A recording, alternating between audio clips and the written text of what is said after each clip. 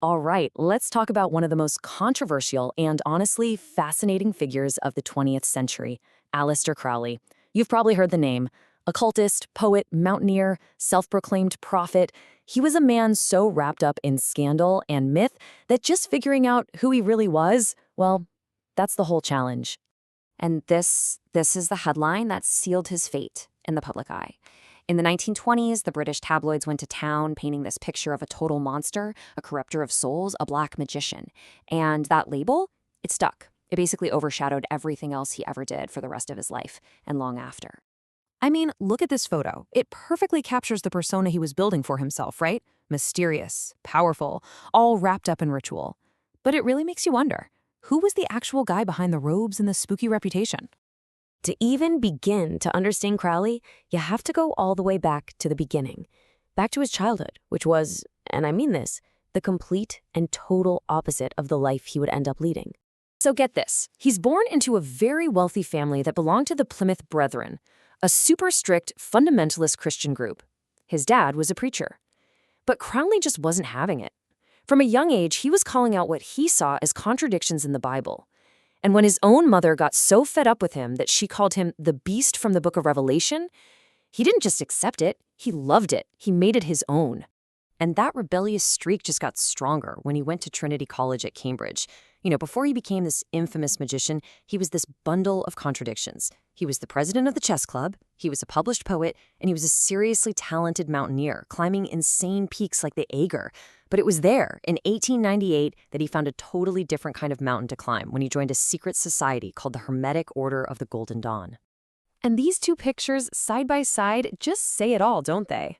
On one hand, you've got this tough-as-nails adventurer, pushing his body to the absolute limit on the world's most dangerous mountains. And on the other, you have the ceremonial magician in these elaborate robes, trying to conquer these unseen spiritual worlds.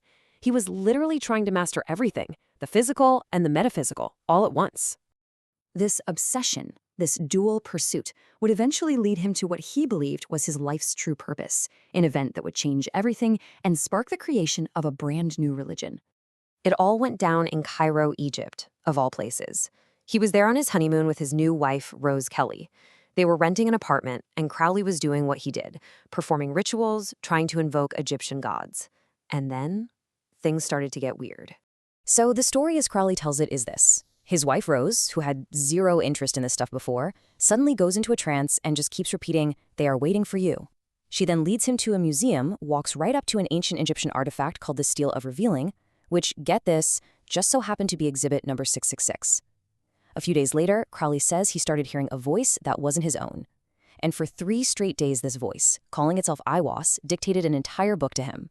The final product was the Book of the Law, and it became the absolute foundation of his new religion, which he called Thelema, from the Greek word for will. The whole philosophy really boils down to one central idea, that every single person has a unique purpose, a true will, and your job in life is to discover what it is and then go do it. And this is the line. This is the phrase that everyone knows and almost everyone gets wrong. Do what thou wilt shall be the whole of the law. I mean, on the surface, it sounds like a recipe for total anarchy, right? But here's the thing, and it's the most important point. The common idea is that it means do whatever you want, right? Just pure hedonism. Crowley would have said that is completely wrong. For him, do what thou wilt was a spiritual command. It meant you have a divine responsibility to figure out your one single true purpose in life, your true will.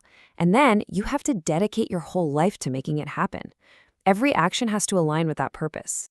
But of course, trying to actually live by this new law, to create a whole community based on it, well, that's what led directly to the public scandal, the global outrage, and the notorious legacy that follows him to this day. So in 1920, he gives it a shot. He sets up the Abbey of Thelema in a villa in Sicily.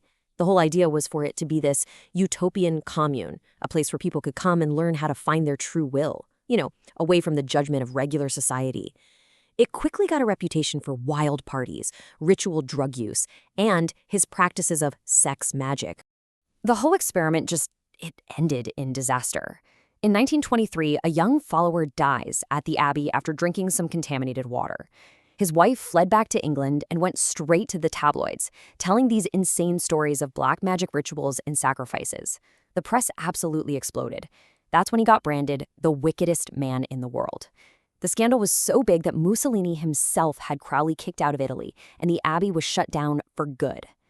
After that, he spent the rest of his life promoting Thelema, eventually dying pretty much broke and unknown in 1947. But here's the wild part. Even though he dies as a social outcast, his influence just wouldn't go away. His ideas about personal freedom and spiritual rebellion became a huge inspiration for the counterculture in the 1960s. He's still a titan in the world of Western esotericism. He fascinates artists and musicians to this day. And yeah, there are still followers of Thelema who believe he was a true prophet for a new age. So in the end, what do we make of him? Prophet? Charlatan? Or was he just a cultural provocateur? A rebel who was way, way ahead of his time? Was he a genuine messenger for humanity or just a brilliant showman who played his part perfectly? Honestly, the line between the man himself and the myth he created is as blurry today as it ever was.